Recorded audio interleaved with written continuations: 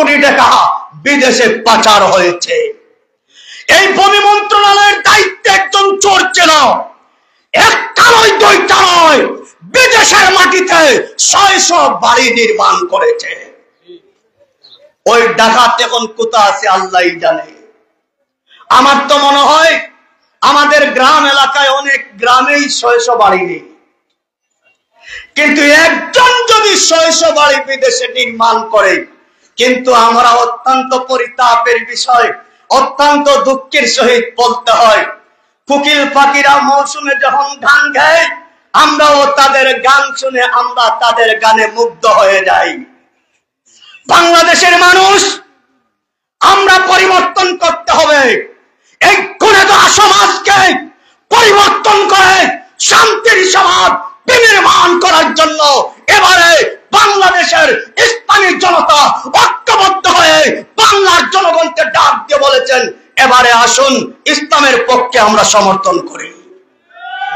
এই দেশ গণতন্ত্র দিয়ে পরিচালিত হয়েছিল, ধর্মনিরপেক্ষবাদের স্লোগানে পরিচালিত হয়েছিল, সমাজতন্ত্রের স্লোগানে পরিচালিত হয়েছিল। এই দেশ জাতীয়তাবাদের স্লোগান দিয়ে পরিচালিত করা হয়েছিল। 54 বছরের ভিতরে এই 4 সংবিধানের মাধ্যমে বাংলার জনগণের ভাগ্যের পরিবর্তন হয় নাই।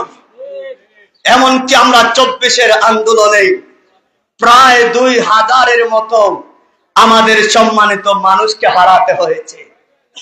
একটাবার কি কল্পনা করেছেন আমাদের আরো কিছু বন্ধুরা আরামের এসিতে বসে, এয়ার কন্ডিশনে বসে বসে দামি দামি গাড়ি ভাড়ি ব্যবহার করে ওরা সুযোগ সন্ধানের অপেক্ষায় রয়েছেন, চাঁদাবাজির কন্ট্রাক্টারি করেছেন, বিল মহল দখল করেছেন, পাথর মহল দখল করতে চান, বালু মহল দখল করতে চান, সরকারি জায়গা পর্যন্ত কারা দখল করতেছে আমরা দেখতেছি। আপনারা ক্ষমতায় আসবেন, আপনারা নতুন ভাবে সংস্কার করবেন। আপনারাও তো ক্ষমতায় ছিলেন 3 বার, একবার নয়, একবার, 2 বার, 3 বার। মানুষে কিছু 1 বার, 2 বার, 3 বারের পরে আর দেখার কোন সুযোগ। এই জন্য কোন চোরকে ক্ষমতায় দেখতে চাই না।